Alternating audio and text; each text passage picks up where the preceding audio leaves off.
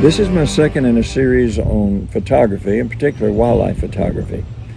And a lot of people look at my photographs and they say, boy, I wish I could get that kind of a photograph, that kind of a clear photograph. Well, I learned a long time ago, equipment is 99% of it. And learning comes with, the learning curve comes with shooting different objects and different things. But the investment in quality photographs comes with what you spend on your equipment. For instance, when I started, I had a cheap setup, a kit lens I had bought and got took online. And that's what I started out in wildlife photography with, but I soon realized that the quality was not that good. And it scared animals away. It was so noisy.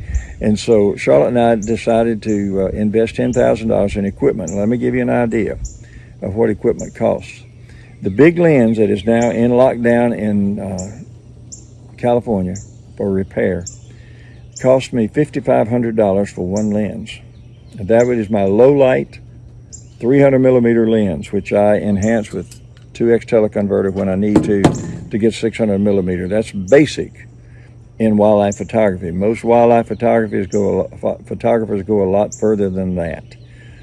But anyway, the body, just a body, a single lens reflex body like this, which is a 24 megapixel Nikon D610, it just by itself is $1,600.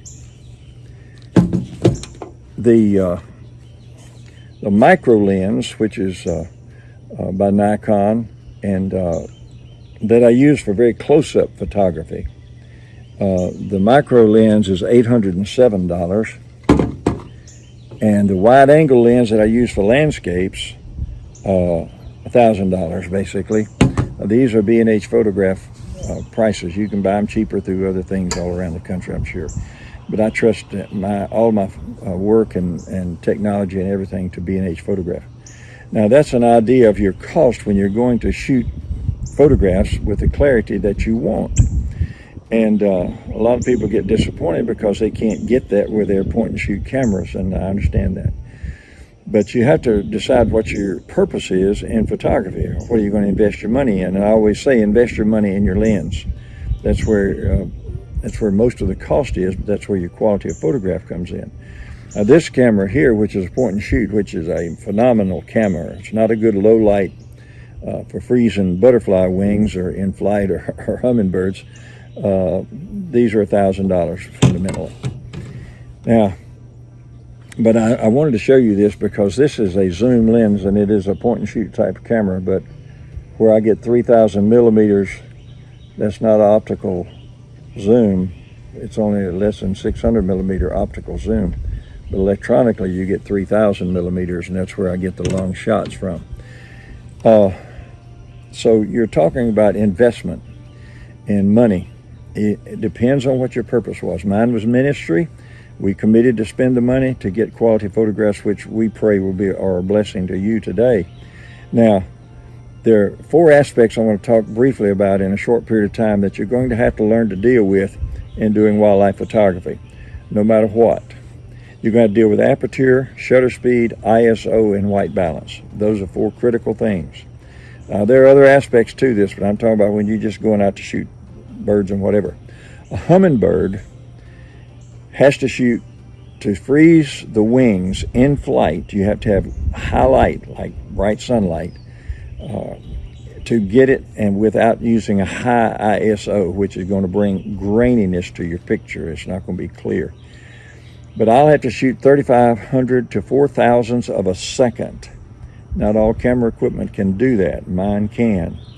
This point and shoot can't do that and get you quality pictures.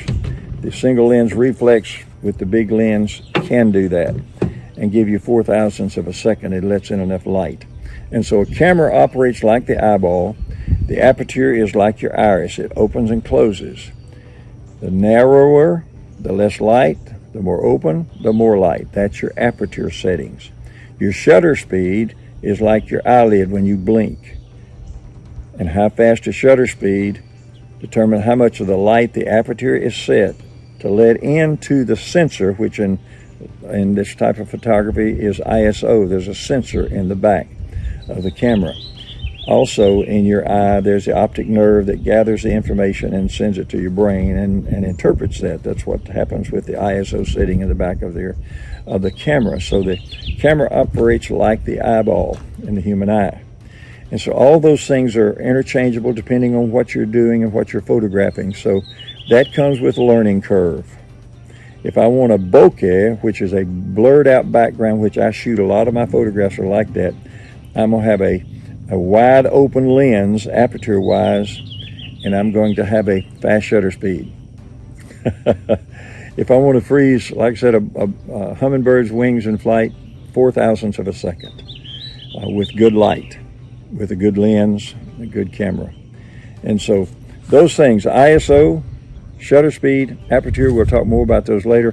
White balance is the fourth thing, and real quickly, that has to do with your ambient light. What kind of light do you have? Outdoor light? Are you inside with a fluorescent, with an incandescent bulb? You know, all those things come with white balance. Or if you're in the shade or in the shadows on a cloudy day, white balance determines. If you don't get the right white balance, you're going to get funny looks to your photographs. And so those are important things to think about. Your cost, 4 aspects: aperture, shutter speed, ISO, and white balance. Those are 4 critical things in taking good photographs.